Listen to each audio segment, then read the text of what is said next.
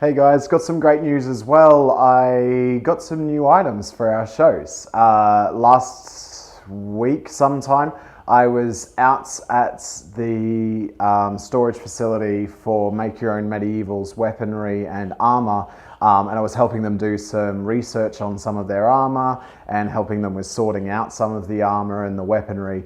And when we were going through some of the weapons, Ben was getting me to check some of the weapons to make sure that they were perfectly safe and make sure that they were clean, for one, because they want to send out really clean equipment. They want to send out nothing with rust. They want to send out items that are made for and will achieve what they're designed for. And there was a couple of swords there that when we looked closely at them, there was a couple of small faults from the manufacturer.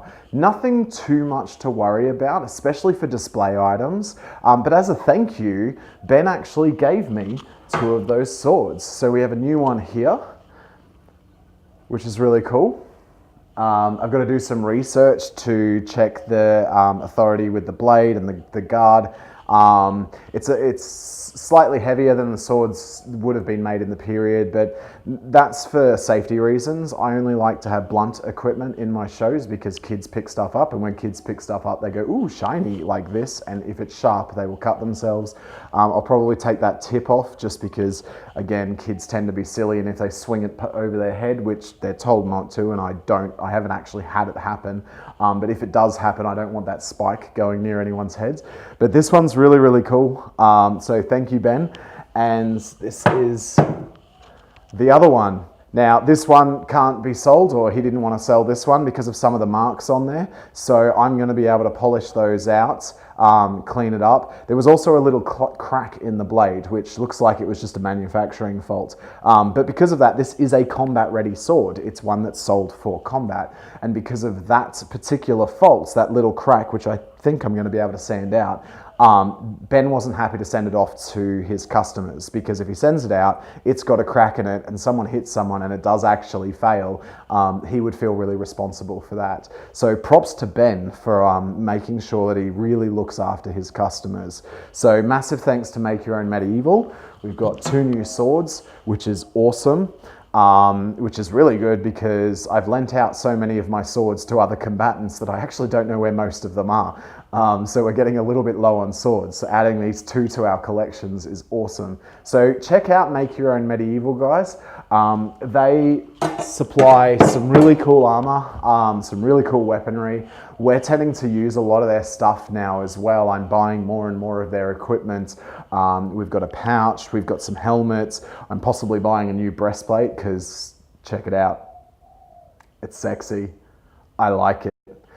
I really want to possibly buy that one. It'll need some tweaking to fit me exactly, but that's always the case with off-the-shelf stuff, especially with someone that's got a weird body shape like mine. It's not exactly what you expect. I'm not the body shape that you have in a mannequin or something like that. So there's a little bit of tweaking to do that to that one in order to make it fit me perfectly. If I do end up purchasing that one, I will actually go through what I do to mod that equipment to make it fit me better. There was another thing that we got actually at the Abbey Medieval Festival. We didn't go this year for a number of different reasons, but what did go is a whole heap of my old rusty armor that I didn't want to have in reenactment anymore. It was too damaged. It was not particularly well shaped. It's some cheap stuff that I imported back when I was 15. But it was actually thick enough for armor, and it was accurate thickness. It was fairly accurate shapes. It was made out of an accurate material. The only thing that was wrong with it was the damage to it, and a little bit in the actual shaping of the piece, not the curvature of the piece, but it was too long in the torso. But anyway, so I had some old breastplates and some old helmets, and one of the guys, the guy from Outlaw Bows, he messaged me a few weeks leading up to Abbey and asked if I had any old armor that I wanted to sell to him because he wanted to try to destroy it with a war bow.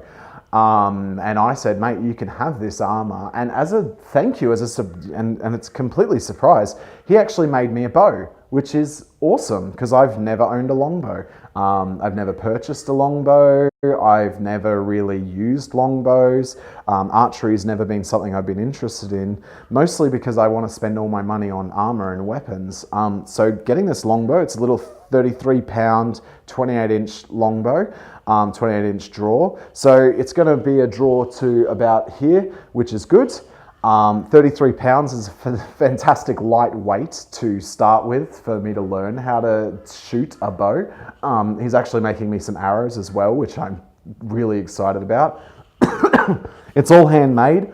I think it's an Australian timber. I'm not entirely sure. It's got horn knocks on either ends, here and here. I'll try to do some close-up shots for you. If they're nice and clear, I'll put them on this video. It's really well made. It's absolutely beautiful. So we have a bow and 2 new swords to play with and add to our shows. So I'm really excited. Thank you so much to Outlaw Bows, and thank you so much to Make Your Own Medieval. This stuff is going to feature in some of our upcoming videos, where I discuss some of our equipment and putting together an outfit for reenactments from reasonably priced sources in Australia. And so I'm actually going to be featuring these guys a little bit more as we progress in the videos. So thanks so much, guys. In the description to the video, there'll be links to Make Your Own Medieval and links to Outlaw Bows so that you can contact them to get your own. They didn't pay me for this promotion, but they did give me some cool stuff. So I wanted to say thank you for that. Show them some love, guys. Follow them on their social media channels and let them know I sent you. Cheers. Have a great day.